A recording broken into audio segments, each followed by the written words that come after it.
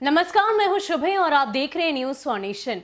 बिहार में चुनाव संपन्न होने के साथ ही बिहार विधानमंडल में फिलहाल बजट सत्र चल रहा है और इस बजट सत्र में विपक्ष आए दिन नए नए मुद्दों को लेकर, नई नई बातों को लेकर सदन में अपनी आवाज बुलंद करता है। और इतना ही नहीं, सदन के शुरू होने से पहले भी विपक्ष की ओर से अलग अलग मुद्दों को उठाया जाता है। अलग अलग राजनीतिक दल अलग अलग बातें कहते हैं।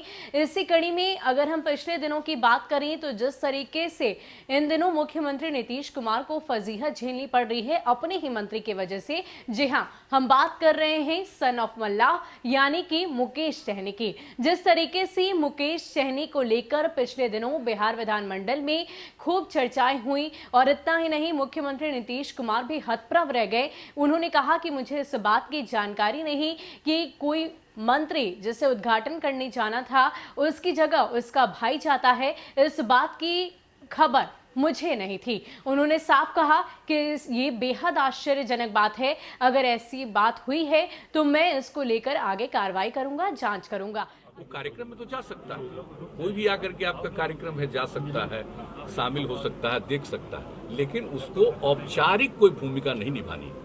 वैसे तो सबको अधिकार है, कोई भी आदमी जा सकता है, आपके समर्थक, आपके शुभचिंतक, आपके पार्टी के लोग, कोई भी आ सकते हैं कार्यक्रम में। लेकिन कार्यक्रम के ऊपर जो भूमिका आपको निभानी है, उस भूमिका को पार्टी का कोई दूसरा आदमी नहीं कर सकता। तो ये सारी बात हो गई, उन्होंने इस बात को मान लिया और बाहर मीडिया के सामने कह दिया।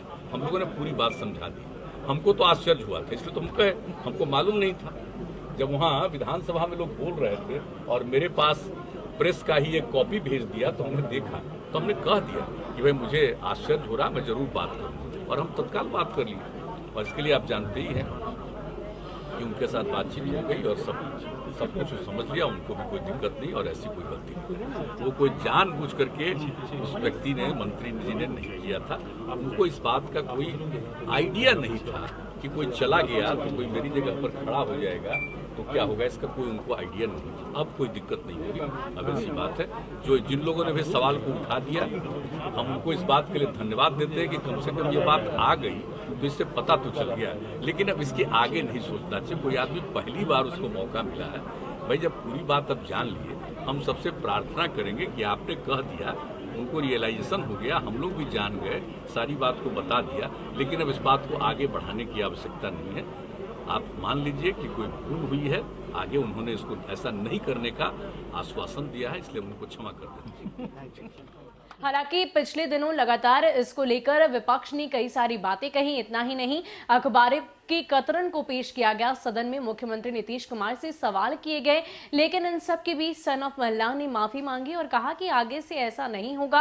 हालांकि कुछ मजबूरीवश मेरे भाई वहां पर गए थे, ऐसा पहले नहीं हुआ। लेकिन विपक्ष की ओर से लगातार इस बात को लेकर सवाल खड़े किए गए, कई सारी बातें कही गई। इतना ही नहीं, नेता प्रतिपक्ष तेजस्वी यादव ने अपने ट्विटर हैंडल से कई सारी बातें कही, ये तक कह दिया कि जिस तरीके से मुख्यमंत्री नीतीश कुमार के मंत्री इस तरह के काम कर रहे हैं, ये तो पूरी तरीके से गलत है।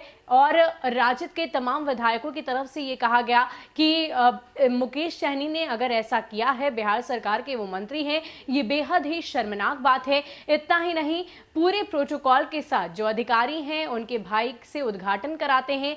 और अगर कांग्रेस के विधायकों की बात करें तो उन्होंने इस बात की चर्चा की कि इस पर कार्रवाई के साथ साथ जो अधिकारी इसमें मौजूद थे उन पर भी कार्रवाई होनी चाहिए। इतना ही नहीं, मंत्री के पद से उन्हें बर्खास्त कर देना चाहिए। ये तमाम बातें सदन में उस दिन चली।